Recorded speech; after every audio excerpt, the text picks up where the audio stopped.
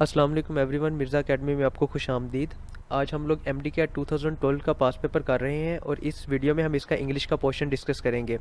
So let's start it. The first MCQ is he had a heart attack and all attempts to dash him failed. वो कहते हैं कि उसको एक heart attack आया और हर कोशिश कर ली गई लेकिन वो दोबारा उसका हार्ट जो है वो चल नहीं सका, वो बच नहीं सका। तो इसके लिए जो वर्ड यूज़ होता है वो होता है रिससिकेट का। ओके, रिससिटेट का मतलब होता है हार्ट को दोबारा से चलाना। ये स्पेसिफिक वर्ड जो है ये हार्ट के लिए ही यूज़ होता है। Okay, the next is the dash stench of dead animals and plants made Mumtaz ill. Stench आप कहते हैं बदबू को, ठीक है। डेड एनिमल्स और प्लांट्स की जो बदबू थी उसने मुमताज़ को बीमार कर दिया। तो स्टेंच के साथ वर्ड यूज़ होता है प्यूट्रिड का। प्यूट्रिड का मतलब होता है बहुत बुरी होना, बहुत ख़राब होना।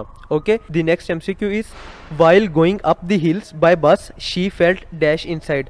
बस से वो कहीं पहाड़ पे जा रही होगी तो कहते हैं कि जैसे ही बस ऊपर चढ़ने लगी तो उसे क्या फील आया। इसमें जो आंसर आएगा वो आएगा क्वीजी। क्वीजी का मतलब होता है नोजिया फील होना, ऐसे जैसे आपको वोमिट आ रही है, ठीक है। The next is the craft statesman manipulated the situation by making false promises and declaring sport festivities as a dash to fool the public. मुल्क में कोई हंगामा हो रहा होगा या हालात ठीक नहीं होंगे, लेकिन उसका जो स्टेटमैन था, उसका जो लीडर था, उसने लोगों से गलत प्रोमिस किए और वो स्पोर्ट फेस्टिविटीज़ मतलब स्पोर्ट के जो फेस्टिवल्स थे उनको ऐसे बता रहा था कि असल जो मसाइल थे उनसे उनकी तवज्जो हटा रहा था। तो इसके जो वर्ड यूज़ होता है वो होता है रेड हेरिंग। रेड हेरिंग का मतलब होता है कि ऐसी इन्फॉर्मेशन देना या इस तरीके से देना कि असल जो मसला है उससे आपकी तवज्जो हट जाए। ओके, द नेक्स्ट, अच्छा आगे आपके पास जो एमसीक्यूज है उन्होंने उनमें 4 जगह पे अंडरलाइन किया हुआ है और एक जगह पे मिस्टेक होगी, तो आपने उस मिस्टेक को आइडेंटिफाई करना है। Okay, the first is the theory was discarded as there was no corroborating evidence for its favour. For its favour नहीं आएगा, एविडेंस इन इट्स फेवर होता है। सो डेल्टा में मिस्टेक है, delta is the correct option. The next is the workers were raising much hue and cry when their demands were turned away. Turned away नहीं आएगा, turn down, ठीक है, इसलिए turn down use होगा। So delta में mistake है, delta is the correct option.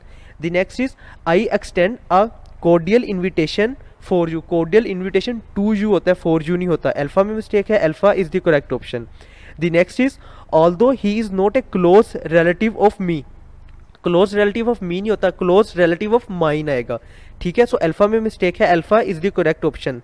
The next is this antibiotic destroys red corpuscles in the blood and cause नहीं आएगा बल्कि कॉजेज आएगा। यहाँ पे डिस्ट्रॉयज आया तो यहाँ पे भी कॉजेज आएगा। ओके, डेल्टा में मिस्टेक है, delta is the correct option.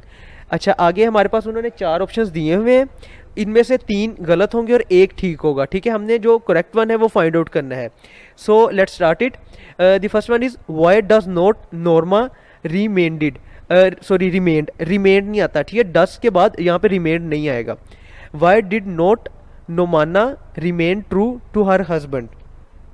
Beta ये जो है ये करेक्ट है। Okay, the next is all my childhood I longed desperately for a tricycle, ठीक है। आई लॉन्ग्ड फॉर का मतलब होता है ख्वाहिश करना, कि अपने पूरे बचपन में मैं बहुत ज़्यादा मेरी ख्वाहिश रही है कि मैं एक ट्राईसाइकिल खरीद लूँ, ठीक है। Longed for.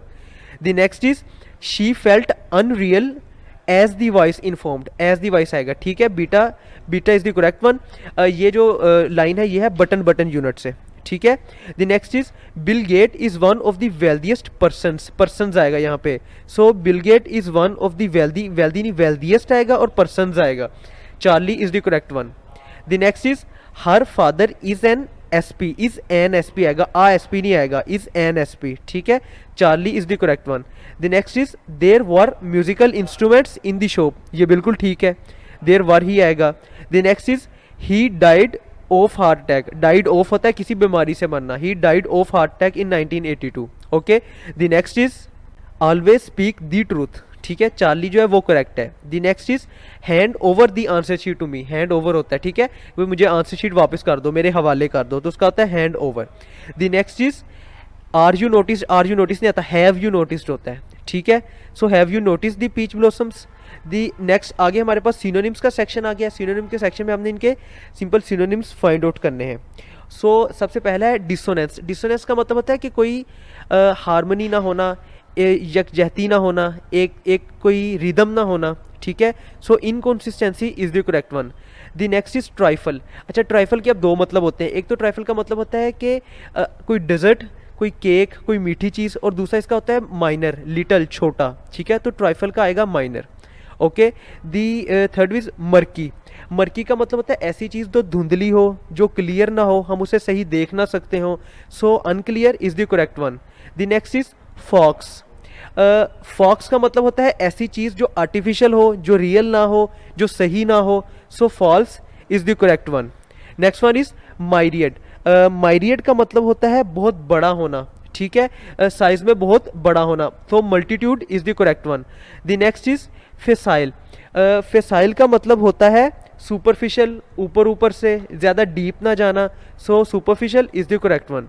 The next is magnum. Magnum का मतलब होता है, एक्चुअली मैग्नम कहते हैं शराब की बड़ी बोतल को, जो नॉर्मल साइज से डबल साइज की हो, so masterpiece is the correct one. The next word is sidle. Sidle का मतलब हमारे पास होता है ऐसे चलना कि कोई आपको नोटिस ना कर सके, ठीक है, चुप करके चलना, दबे पाँव चलना, so sneak is the correct one. The next is plethora. Plethora का मतलब होता है फ्लूइड का बहुत ज़्यादा हो जाना, ठीक है, बॉडी में अगर फ्लूइड बहुत ज़्यादा हो जाए तो उस कंडीशन को कहते हैं plethora, so super fluidity is the correct one. The next one and the last one is vertex. Vertex का मतलब होता है ऊंचाई, सबसे ऊपर वाला पॉइंट, कोई पहाड़ी है तो उसका जो सबसे टॉप वाला पॉइंट होगा उसे वर्टेक्स बोलते हैं, so zenith is the correct one. Okay, let's end here. If you have any question, any query, you can ask in the comment section. If you like our channel, please subscribe it.